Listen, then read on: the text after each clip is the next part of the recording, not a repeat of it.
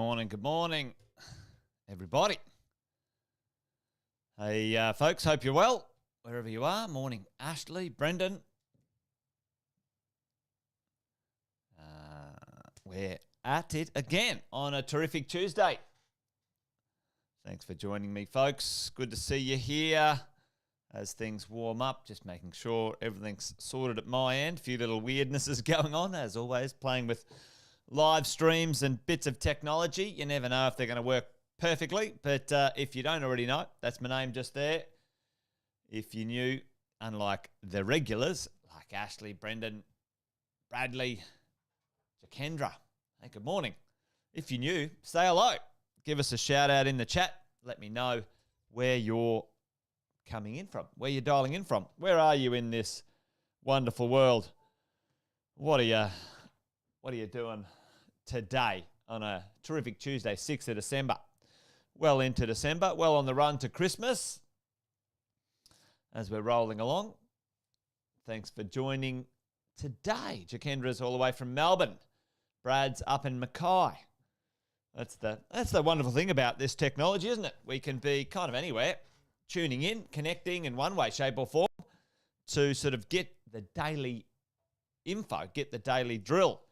For those who don't know, most of you do, but if you don't, if you're new and you're just dropping by, you might be one of our newbies in our mentoring and coaching program. We've been doing this Wealth Coffee Chat for 3 years now, which is kind of cool. Before that, back in the olden days, for the last 20 plus years, I've been teaching property investors around Australia and New Zealand, along with my compadre and business partner, Sam Saggers. And we've been helping property investors all over Australia get deals done. There you go. Luke's keeping the sanitation sorted down in Geelong.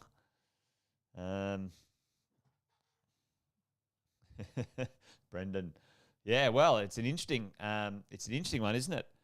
Well, today, team. Folks, I was going to do part 2 of yesterday's conversation about equity, arbitrage, good debt, bad debt.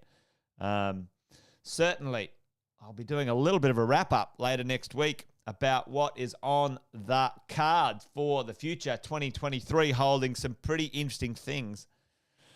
We have a panel of experts at our mentoring program on Monday night next week, so make sure you're there. Do not miss it, folks. Make sure you save the date. And we're going to hear from 5 experts about what the future holds from their point of view. Finance, property management, accounting, property deals, the economy, marketplace.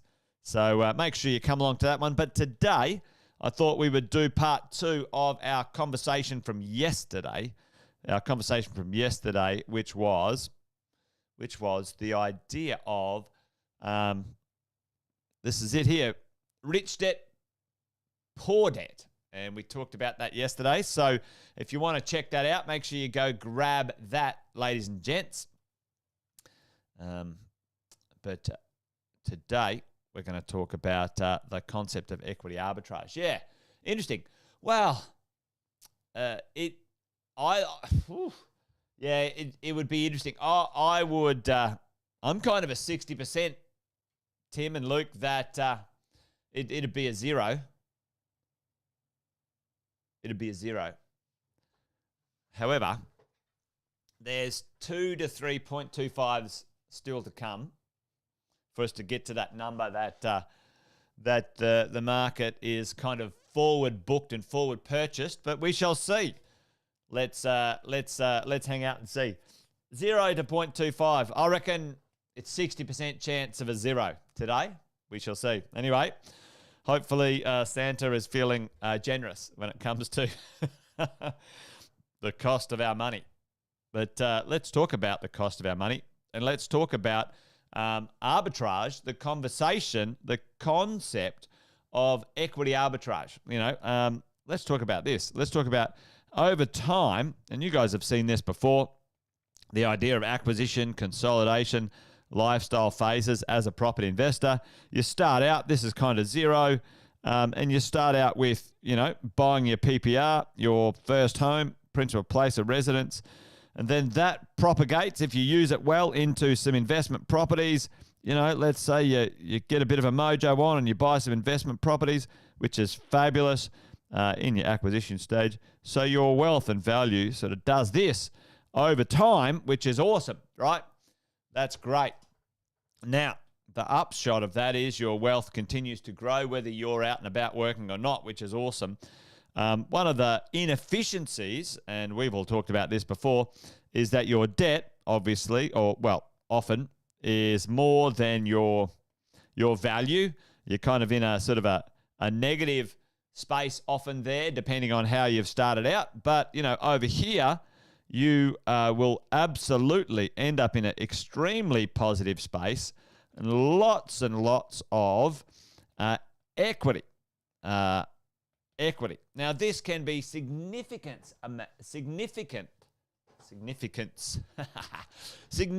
amounts of equity for lots of property investors. Every property investor I know who's stuck with this 15 or 20 years has significant amounts, many multiples of millions and millions of dollars, millions of equity down here at this point in time that often is unutilized.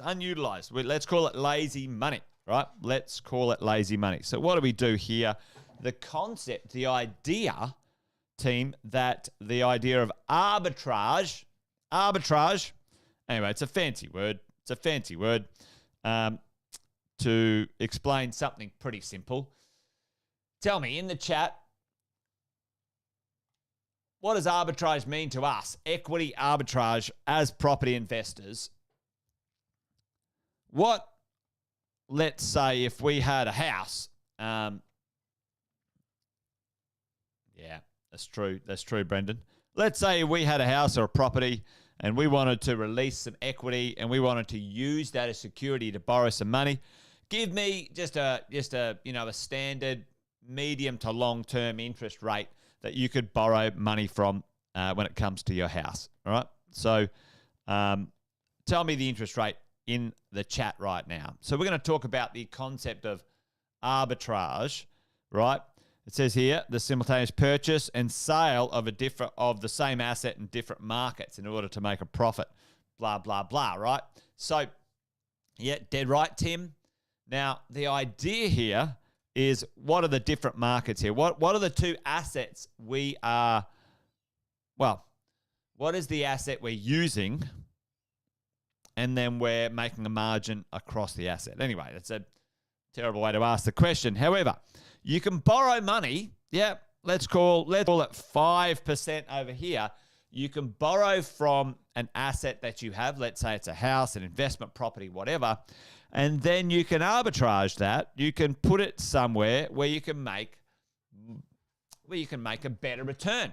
Where you can make a better return on what that might look like. Yeah.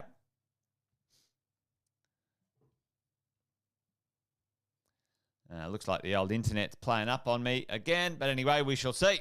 So 5% to 10% arbitrage, skipping across this barrier. The idea that we can borrow low and invest high. That, for us as a property investor, makes sense because when we get lots and lots of equity in here, when our consolidation lifestyle phase, when you're 15 to 20 years in, and maybe even earlier in your property investing, the conversation is, how can I tap into that equity and make a margin, and how can I use it smartly? Okay, how can I use it smartly? What can I do with it?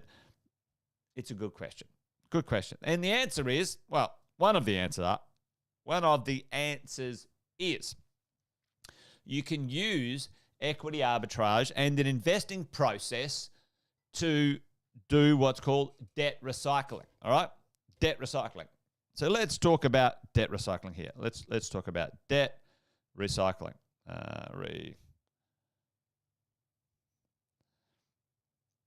Boom, Luke. Luke does his equity arbitrage using his equity smartly. Using his skill to do subdivisions. Perfect. Absolutely spot on, Luke. That's an active way of doing it for sure, right? So let's just have a look at this. Let's talk through the concept of, let's say this is your principal place of residence, and let's say it's worth, let's call it $800,000, $800K. Let's say you have got $400K of debt left, all right? Now, this is your principal place of residence. This $400K, would you call that good debt or bad debt? Folks, put that in the chat. Now, this is kind of sometimes a little bit controversial. Is that good debt or bad debt? Your principal place of residence debt, put it in the chat. Economically, we're talking about it. It's not emotional, all right? At this point in time, yep, it's bad debt. Bad debt, why? Because it is not creating an income. It's not tax deductible. It is going up in value. This is where kind of people sort of, but it's it's good debt because my property's going up in value. Well, no, especially if you're not using, the equity in your property, etc. But anyway, let's look at how we can cycle debt and transfer, the magic trick of transferring or creating more good debt and less bad debt, okay? How do we do that, okay? And let's just say this is an investment over here. Here's how it works, team. What you do is you tap into, let's say, an amount of money in your principal place of residence, okay? Let's just say you can tap into that equity there. Now, you use that equity for an investment. Now, that equity goes over. Dollars gets invested in something. Yep. If it's not deductible, it's bad. Dead right, Luke, right? So you take 100K of your equity, and when you borrow that 100K against the security of your own home or any investment, let's face it, that's the security, and you put it into an investment, a deemed investment. Tell me, what is that? Is that good debt or bad debt, folks? Is that good debt or bad debt? Tell me in the chat right now. We've borrowed some money, but we've put it into an investment in the system. Tell me how that works. Chuck that in the chat for me as we go. Yep, it's good. So let's say, by and large, we get a return. We get a return on this. And let's say we make 20%, okay? Let's say we borrowed and the cost was 5. We made 20%. That means we made 20K. Let's go back this way. We make 20K minus our cost. This is just using round figures. It could, anywhere from 10 to 30% is what you want to aim for in this debt recycling equity arbitrage. So let's say we make 20K, 20% on our money. We get a return. What do we do with it, folks? With the debt recycling, tell me what we do. This is a little process here that we need to understand, especially when it comes to lending. How do we debt recycle here? What do we do? What is that 20K? What do we do with that 20K? Tell me. We go ahead. All right. Anyone got it? What do we do with that 20K? You pay down the home loan. Boom, Tim. Now, this is what happens. All right. So we pay down the home loan, and now the home loan, team, is $380. Okay, $380. Home loan's now $380. Now, what do we do after we pay the home loan down to $380? Tell me what the next bit is, team. Tell me what the next bit is. You then redraw the 20K out. You pay that down and you redraw the 20K out. Is everyone following along? Right. Beautiful. Okay. So now we've got rinse and repeat. Rinse and repeat. Exactly.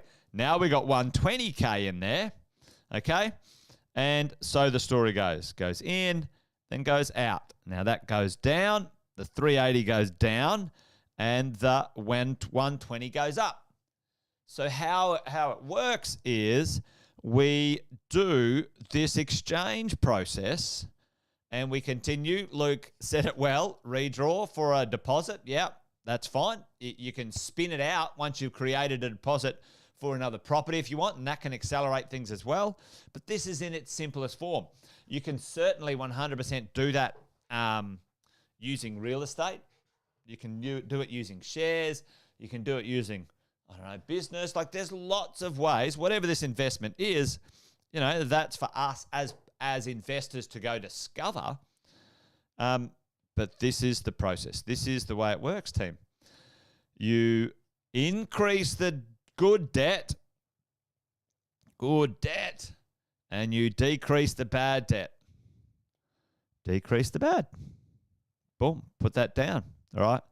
And ever so slowly, but it can be quite fast, you can make your good debt or your bad debt into good debt and make the dollars work for you. Big tick in the box, team. That's a really simple, powerful way of making debt recycling work, all right? The concept of when we have lots of equity here, we go arbitrage, borrow at a low amount, get a better return. And we can accelerate that in multiple ways, right? You can do lots of stuff there. You can do joint ventures. You can do, you know, a share portfolio. You can do whatever over here. I love the idea that, you know, you can do something more like Luke does in the world of subdivision. For me right now, what I do is I take my equity from my properties and I do small developments. That's what I do, right? So check the equity arbitrage out on that. It accelerates, okay, as we go along. So for you, what will it be? What will that acceleration strategy be? Because, team, when we get into this is where the exciting stuff happens. Acquisitions, that is your foundation. Foundation. That's your foundation of wealth, okay? This is where you got to have a little bit of patience, like the Guns N' Roses song says. But this is where your wealth really kicks on, okay, as we go over here when we get that going on as investors. Hopefully that makes sense. Tell me in the chat, team, if that made sense. Oh, no, wrong little camera section there. We'll go to that one. Hopefully that gave us all a little bit of a... Gary asked the question, would it be worth selling the PPR if in that example you had 400K? So rent, then utilize the profit for 400K, blah, blah, blah. Good question, Gary. And the answer is depends on what you are looking to achieve. Okay, depends on what you're looking to achieve. Many times, the way to unlock some of your hidden or restricted wealth is to liquidate an asset so you can unlock that cash and then redeploy. One of my rules for most investors is to buy well and not sell, because buying and selling, Gary, is really inefficient because the government, you know, they're grotty. They put their hands out for money left, right, and center. You know, stamp duty and, you know, land taxes and bloody capital gains taxes and you name it. But the answer is it depends, Gary, and it really depends on where you are in your journey and what you're trying to achieve. Sometimes it absolutely can be super beneficial to unlock the cash and redeploy it into multiple assets. You'll get ahead and create more wealth faster. But as you know, as I say to most people, make sure you check in with your coach and team to work that out as you flesh out a really good strategy that's going to be robust and safe and move at the right pace for you. If you don't have a team, Gary, if you don't have a coach, get one, man. Get one. We can connect you with the right one. Give us a shout out if you need. All right, that's it, folks. I'm done. I'm dusted. Tuesday, the 6th of December, Wealth Coffee Chat, over and out. You guys be awesome. Be well. Join me tomorrow for one more. I'm not going to do Wealth Coffee Chat on Thursday and Friday. I've got stuff on down in Sydney, which is my business training program that I do every quarter. Yeah, that's it. I'll be back Monday. Brendan, say 5% on the way in. What percentage on the way out? Listen, mate, if you can make 10 to 15%, you should be happy. 15 to 20% is what I aim for, Brendan. That's what I aim for. You want to make, you want to have enough, margin in there to make it worth the effort and the risk, Brendan. But, if you aim for 15 to 20%, then your sort of brain starts to kick into what type of deals can I do like that? Like what sort of deal making can I do? If you're going to do some things like, subdivisions or small developments of your own, you need really quite safely, you need about 300K of accessible liquid equity or cash to cycle in and out of deals. And then if you're going to do small developments, you need $1 million.